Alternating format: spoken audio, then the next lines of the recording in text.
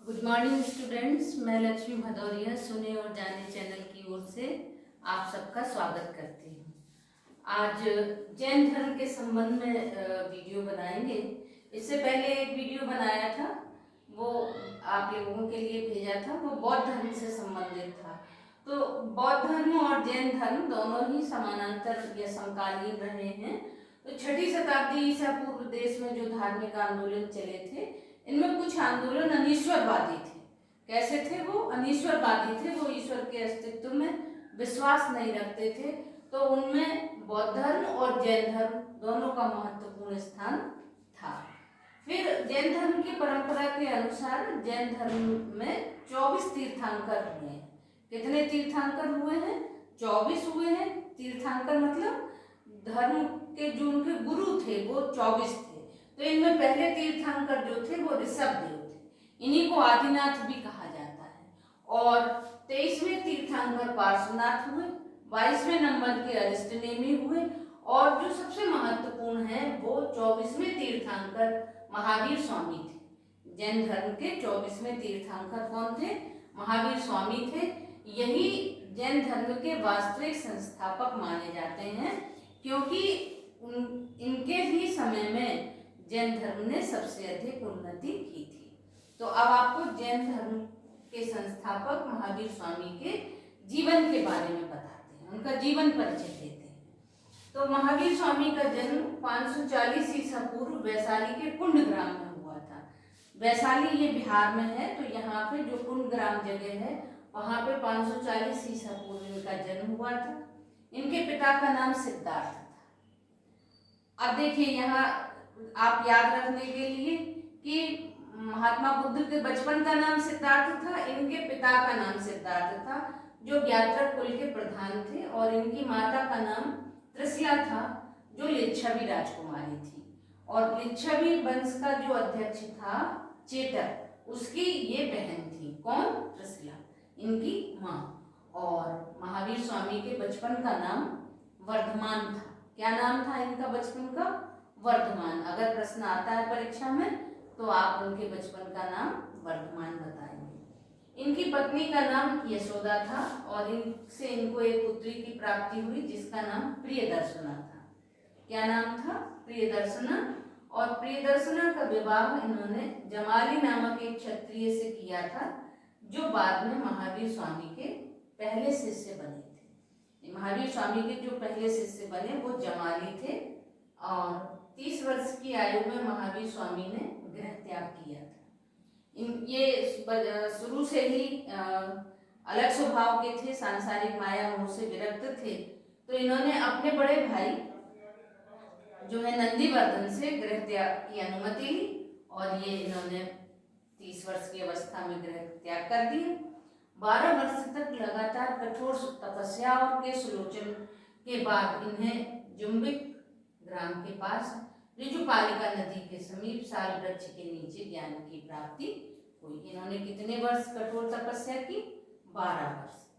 फिर इन्हें इस अवस्था को कैवल्य ज्ञान कहा जाता है। इस अवस्था को क्या कहा गया? जैन परंपरा के अनुसार कैवल्य ज्ञान।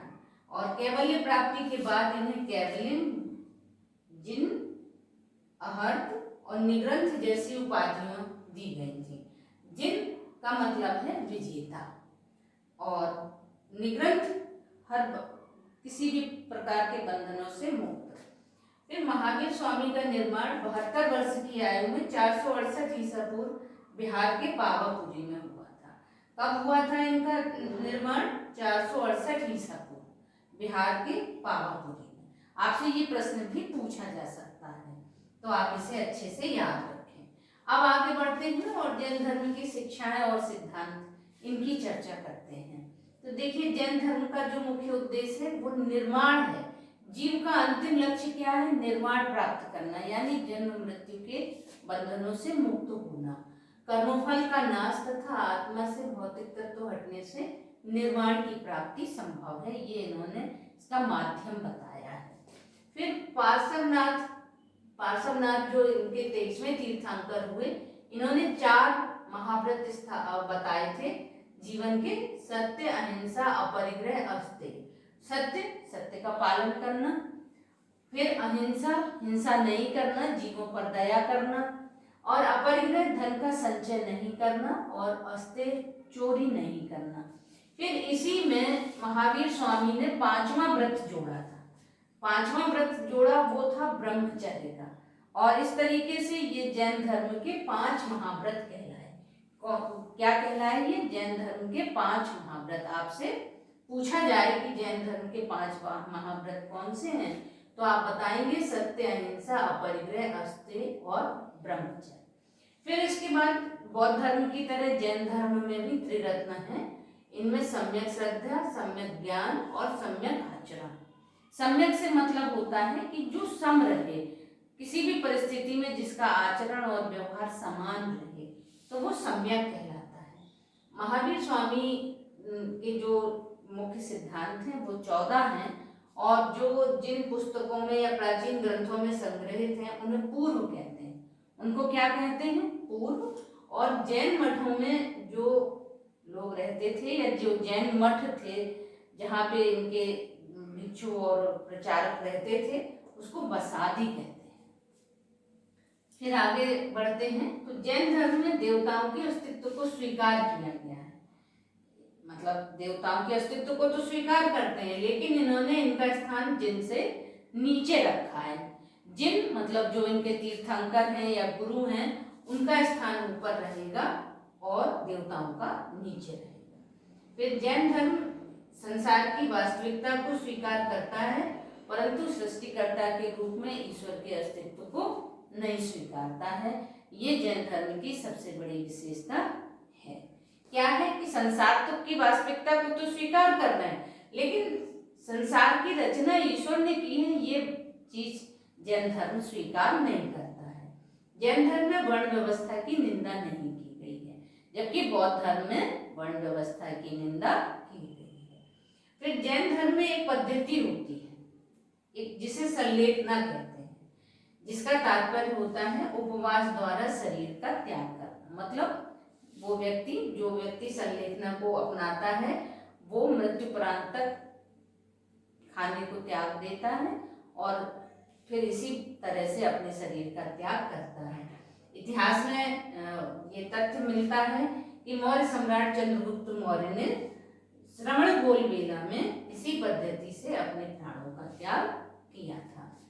फिर बाद में जैन धर्म 2 भागों में विभाजित हो गया।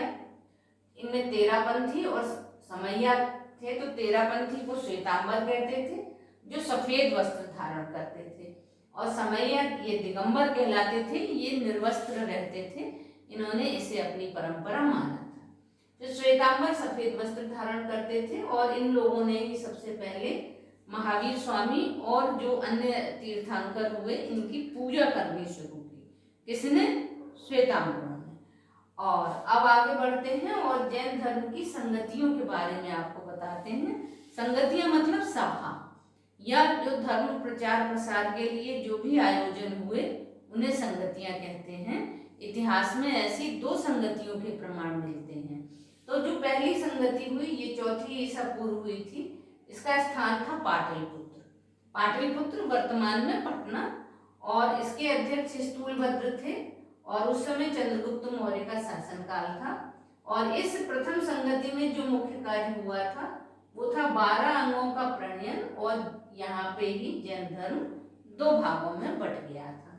तो जो द्वितीय संगति हुई, इसका समय 512 ईसा था और ये इसका स्थान वल्लभी था। इसकी अध्यक्षता देवर्धि नामक व्यक्ति ने की थी और शासक भानुगुप्त का शासनकाल था। इस संगति का जो मुख्य कार्य था वो था धर्म ग्रंथों को संकलित कर लिपिबद्ध किया गया था। तो इस तरीके से ये जैन धर्म के संबंध की जानकारी हमने आपको दी। ये आपके लिए उपयोगी होगी और इसमें परीक्षा उपयोगी प्रश्न भी तमाम से हैं। तो आप वीडियो को पसंद करें और चैनल को सब्सक्राइब करें। Thank you.